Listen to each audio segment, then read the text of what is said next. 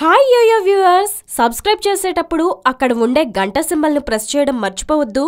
Garuda Express, an international courier service.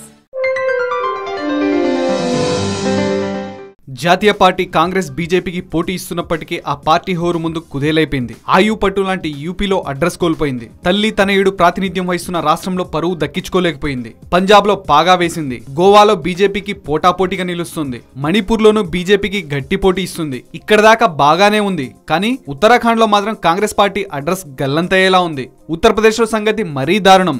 యూపీలోను తాను మునిగిందే కాక అక్కడి అధికార సమాజ్వాదీ పార్టీని కూడా నిండా ముంచేసింది కాంగ్రెస్ పార్టీ. 5 రాష్ట్రాల ఎన్నికలకు సంబంధించి కాంగ్రెస్ పార్టీ చాలా చిత్రమైన పరిస్థితిని ఎదుర్కొంటోంది. ఇప్పుడు పంజాబ్ లో బీజేపీకి షాక్ ఇచ్చామనే సంబరాన్ని యూపీలో ఘోర పరాజయం ఓవర్కమ్ చేసేస్తుంది. అందుకనేమో కాంగ్రెస్ పార్టీకి చెందిన జాతీయ నేతల మొహాల్లో నెత్తుటి చుక్క కనిపించడం లేదు. కాంగ్రెస్ లో భారీ ప్రక్షాళన అవసరం అంటూ అప్పుడే కాంగ్రెస్ జాతీయ నేతల్లో కొందరు అసహనాన్ని మొదలుపెట్టేశారు. రాహుల్ నాయకత్వం మీద విమర్శలు షురూ అవుతున్నాయి. పెద్ద నోట్ల రద్దు తర్వాత కరెన్సీ సంక్షోభాన్ని రాజకీయంగా తమకు అనుకూలంగా మార్చుకోలేకపోయామని ఆవేదన చెందుతున్నారు కాంగ్రెస్ నేతలు.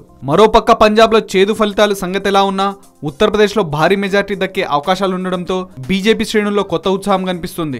ఎందుకంటే దేశంలోనే అతిపెద్ద రాష్ట్రం ఉత్తరప్రదేశ్. 15 ఏళ్ల తర్వాత బీజేపీకి అక్కడ అధికారం దక్కుతోంది. మరి పంజాబ్ తో పాటు గోవా కలిసి వచ్చినా, మణిపూర్ లో అద్భుతం జరిగినా సరే కాంగ్రెస్ కి మాత్రం 5 రాష్ట్రాల ఎన్నికలు చేదు ఫలితాలను ఇచ్చినట్లే. ఎందుకంటే ఉత్తరప్రదేశ్ లో కాంగ్రెస్ ఓటమి అలాంటిది. మరి ఉత్తరప్రదేశ్ నుంచి ఏఐసిసి అధ్యక్షురాలు సోనియా గాంధీ, ఏఐసిసి ఉపాధ్యక్షుడు రాహుల్ గాంధీ లోక్సభకు ప్రాతినిధ్యం వహిస్తున్నారు కదా. ఇప్పుడు ఇక కాంగ్రెస్ పరిస్థితి ఏంటి?